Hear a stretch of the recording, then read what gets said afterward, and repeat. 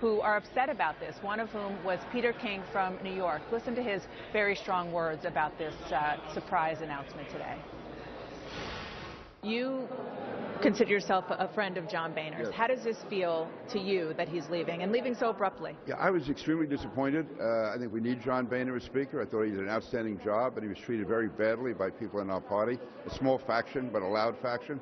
I understand, for his sake, why he did want to leave. He genuinely thought, I guess, that it would be better for the party if he left, there wouldn't be as much division. I disagree. I think it's like throwing raw meat to some of these people.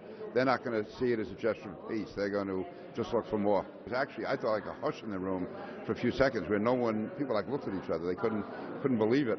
And then he read the prayer of St. Francis, which was very moving. And it was, I think, probably, I'm not a psychologist, but I think John probably had pretty much decided that the more he did, the more friction was being caused. And that he was probably thought it was best for him to leave soon anyway, which I think is wrong. But I think having the Pope here yesterday just sort of put John in the frame of mind, it's time to leave.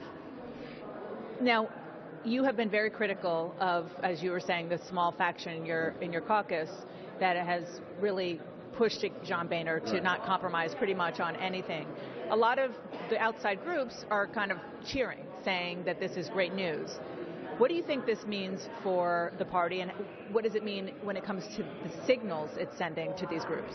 I think it signals that crazies have taken over the party that you can remove a Speaker of the House who's second in line to be president, a constitutional officer in the middle of his term with no allegations of impropriety, a person who's honest and doing his job.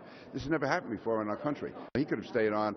I would say a solid 3/4, 80%, 85% of the Republican Party supports John Boehner. It's a small group, which has really never been done before. It really is try to hijack and blackmail the party. It's a terrible precedent.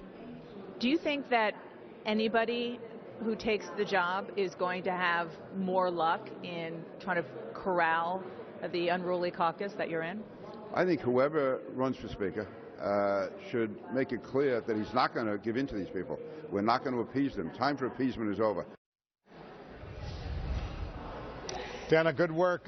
Thank you very much. We're going to get back to you. We're going to stay on top of this story. Dana Bash up on Capitol Hill. More on how